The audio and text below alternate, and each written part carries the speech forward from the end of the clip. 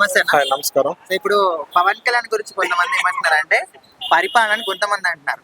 YCP మీద ప్రతీకారంతో ఈ పరిపాలన చేసినట్టు కొంతమంది అంటారు. మీ అభిప్రాయం ఏంటి? వైసీపీ మీద ప్రతీకారం అట్లేం తనకి ఇచ్చిన రోల్ ఏదో ప్లే చేయడమే పవన్ కళ్యాణ్ ఉద్దేశం చెప్తే వైసీపీ మీద ప్రతీకారం తీర్చుకోవాలి, ఆల్రెడీ తీర్చుకున్నాడు, అయిపోయింది. ఎక్కడ దొక్కాలో అక్కడ దొక్కేశాడు. ముందుగానే 1 year బ్యాకే చెప్పాడు నేను పాతాలను తొక్కుతానని, తొక్కేశాడు. ఇంకా వైసీపీ మీద చచ్చిన పాము మీద ఇంకా ఏంది దాన్ని మళ్ళీ చంపేది. కాబట్టి వైసీపీ మీద ప్రతీకారం తీర్చుకోవాల్సిన అవసరం ఇప్పుడైతే లేదు. అసలుకి మర్చిపోయాడు తన పరిపాలన. పవన్ కళ్యాణ్ ఉద్దేశం కూడా ఏంటంటే తను ఇప్పుడు పరిపాలన చేయాలి, ప్రజల్లోకి ఎక్కువ దూసుకెళ్ళాలి. చంద్రబాబు నాయుడు సపోర్ట్ కూడా లేకుండా మనమే సొంతంగా సీఎం అవ్వాలనే ఉద్దేశంతో, చంద్రబాబు నాయుడు ప్రమేయం కూడా లేకుండా మనం ప్రజల్లోకి వెళ్తే, ప్రజలు మంచిగా మనల్ని నమ్మితే, నెక్స్ట్ మనం సొంతంగా ఎవరు సపోర్ట్ లేకుండా మనం ఒక్కరు నిలబడ్డా కానీ మనం రేపు సీఎం అయ్యే అవకాశం ఉంది. ఎప్పుడైనా 10 years కావచ్చు, 15 years కావచ్చు, ఎప్పుడైనా కావచ్చు.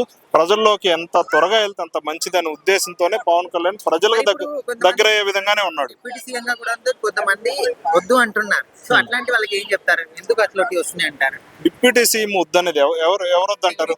కొంతమంది కీలక నేతలు అంటారు మాకు నారా లోకేష్ వాళ్ళు డిప్యూటీ సీఎం అంటున్నారు. ఎవరు అంటారు? అది కావాలని పుట్టించిన బీలకి తప్పితే నాయకులు కానీ ఎవరు. ఇప్పుడు చంద్రబాబు నాయుడు కోరుకుంటే ఇక్కడ డిప్యూటీ సీఎం గా లొకేషన్ చేయొచ్చు కదా. చంద్రబాబు నాయుడు ఉద్దేశం కూడా కొడుకుని డిప్యూటీ సీఎం గానో లేకపోతే హోమ్ మినిస్టర్ గానో చూడాలని కాదు. ఇదన్నీ కాదు. చంద్రబాబు నాయుడు ఉద్దేశం ఏంటంటే కొడుకుని సీఎం గా చేయాలని. అట్లా అని చెప్పి డైరెక్ట్ కాకుండా ఇప్పుడు రేపు 2029లో నాకు తెలిసి సీఎం క్యాండిడేట్ లోకేషే అవుతాడు.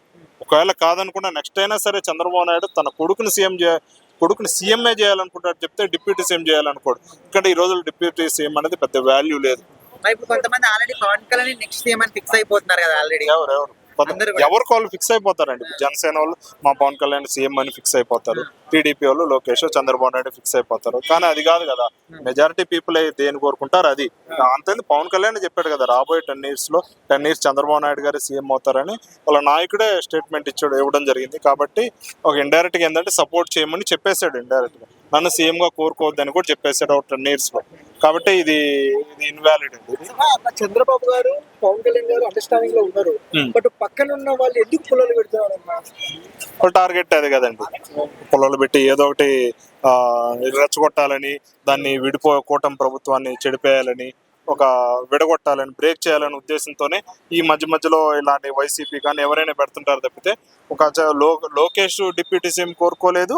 అట్లనే లోకేష్ డిప్యూటీ సీఎం కోరుకున్నాడు. ఎక్కడ కోరుకున్నట్టు ఎక్కడైనా కనపడుతుందా?